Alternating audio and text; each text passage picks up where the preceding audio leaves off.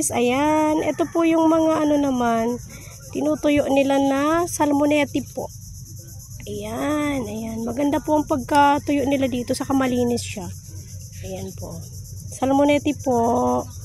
Ayan. Ito naman po mga ano sap-sap. Ayan naman po. Ayan po mga sap-sap. Ayan. Sap-sap. Ayan po. Ayan. Maganda to pag ano sobrang mainit. Kasi mabilis siya matuyo. Ngayon kasi medyo hindi siya mainit. Ayan. Ayan po. Mga sap-sap naman po yan. Doon malalaki oh. Dito. Ayan. Hindi masyado kasi mainit. Pag mainit ang ganda po dito. Makita mo talaga na ano. Ang ganda kasi mabilis matuyot. Yan.